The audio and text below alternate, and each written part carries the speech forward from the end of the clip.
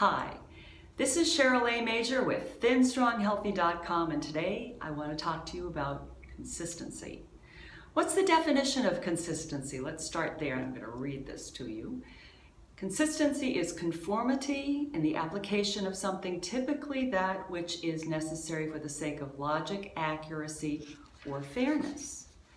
Now, I think that consistency is easier for some people than it is for others. Perhaps it might be how your brain works. Is it easier for people who are more geared toward logical thinking, like engineers and scientists?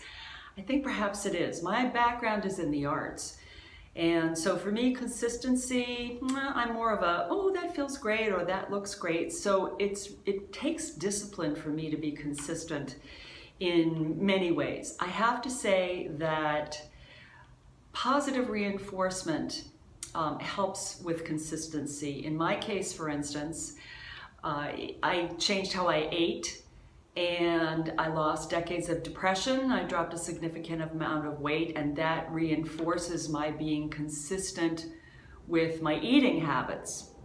So what about you? What areas would you like to be more consistent in? Are you planning well? Are you planning consistently? Do you need to be more consistent in your planning? Do you need to make sure that you make yourself a short list every night before you go to bed so you can rest easy? You're not thinking about all the things you have to do. You're consistent about writing them down, so when you get up in the morning, you go right to that yellow legal pad of paper, and you know exactly where you're going to start. Are you consistent in keeping to a schedule and sticking to a schedule? Do you get up at random hours, or do you go to bed consistently at a certain time? Do you get up consistently at a certain time?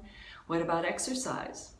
Consistency in exercise keeps your energy level up, helps keep your weight down, helps you sleep better. So consistency in energy is very important. What about eating for you? Maybe that's one as well that you might want to be more consistent in.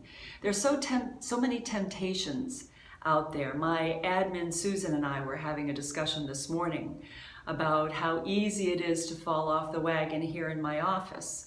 People do what they think is a nice thing, and they'll bring in a box of muffins or a box of cookies, and they'll share. When we have a special birthday celebration, someone will bring in a cake and everyone wants to have a slice, and that can add up. So sometimes the temptation is there to kind of fall off the wagon.